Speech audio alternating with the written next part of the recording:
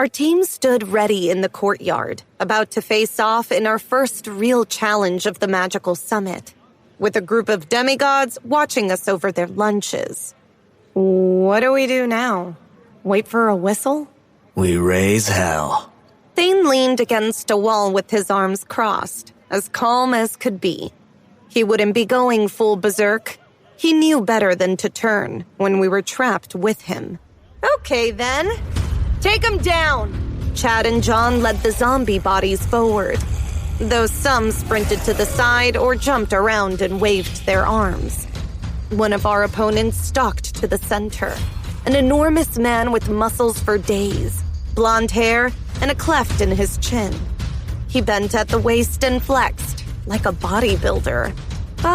Is this a battle or a muscle show? How does he scratch his face with biceps that big? Bree and Red pulled out their knives. I bet he's someone from Hercules' line. They can pose a problem in hand-to-hand combat, but they're not good for much else. That fool doesn't know what he's gotten himself into. What a gas. I got this. But before Red could start forward, Mia disappeared. Mia reappeared beside the big man and threw her arms around him, barely able to wrap those dead limbs around his big waist. And disappeared again. People upstairs leaned forward in surprise, tables and chairs scraping against the balcony. Demigod Kieran's gotten a porter too? The porter is a spirit, a powerful one, and the spirit walker has it under her control. Then, Mia reappeared 50 feet above the ground. She opened her arms and disappeared again. Oh, shit! The Hercules man's arms windmilled. Then he hit the ground. His head bounced and his body went limp. Mia popped back next to me, sagging. That took a lot of energy. You better have not just killed that man, Mia. Magnus just claimed I was in control, and the people in the balcony will think I instigated it. No, he'll heal. Another 10 feet and he would have died. I hope you're correct. Darts sprayed through the air.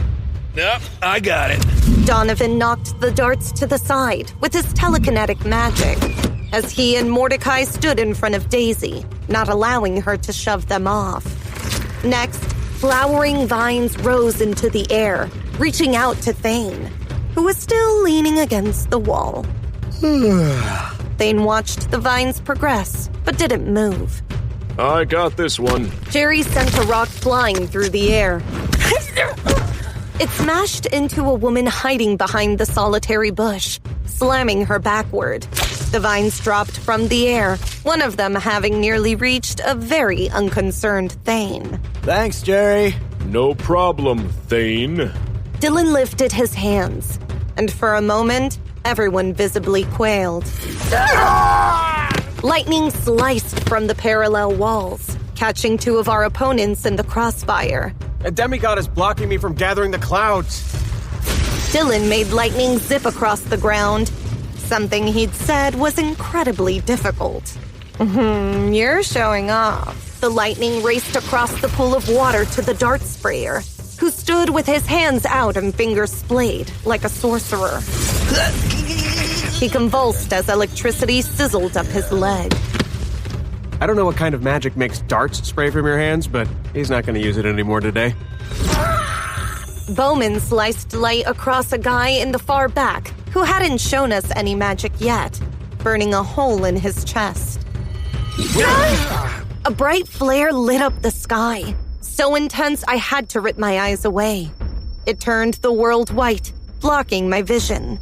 When the light finally faded, I was confused to see a desert oasis under my feet, as if Mia had transported me somewhere else. Lexi, we need to see. On it, Bowman! This isn't my first hallucinogenic rodeo.